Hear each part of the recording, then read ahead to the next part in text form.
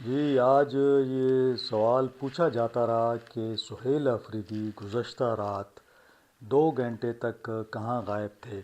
کیا کوئی خفیہ ملاقات تھی یا اپنے سی ایم ہاؤس میں کوئی میٹنگ کر رہے تھے؟ لیکن لوگوں کا یہ خیال ہے کہ وہ کور کمانڈر پشاور سے ملاقات کے لیے گئے تھے۔ اس حوالے سے سوشل میڈیا پر کافی بھرمار ہے ٹویٹس کی۔ اور کیا سہیل افریدی نے ملاقات کی اور رات کے اندھیرے میں ملاقات کیوں کی؟ یہ آج کا موضوع ہے اور اس حوالے سے ہم بات کرتے ہیں، اور تفصیل میں آپ کو میں بتاتا ہوں کہ معاملہ کیا ہے۔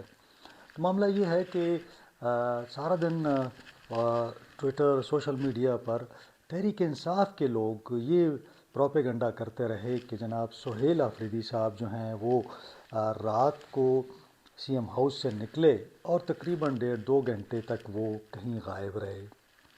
پھر ٹویٹ شروع ہو گئیں کہ جناب انہوں نے ایک خفیہ ملاقات کی ہے، ایک بڑے ادارے کے سربراہ سے ملاقات ہوئی ہے ان کی۔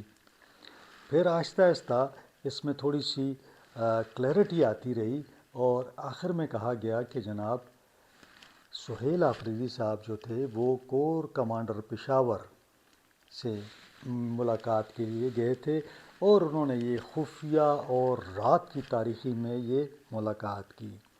پھر کہا گیا کہ جناب اس ملاقات میں معاملات کو طے کیا گیا ہے اور یہ یقین دہانی حاصل کی گئی ہے کہ ان کے ساتھ مکمل تعاون ہوگا۔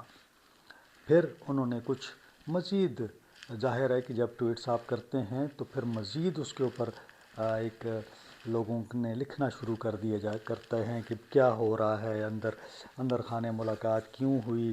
اور پھر یہ بھی کہا جاتا تھا کہ جناب علی امین کو تو کہا جاتا تھا کہ وہ خفیہ ملاقاتیں کرتا ہے، تو سہیل افریدی صاحب بھی جو ہیں وہ اب خفیہ ملاقاتیں کرتے ہیں۔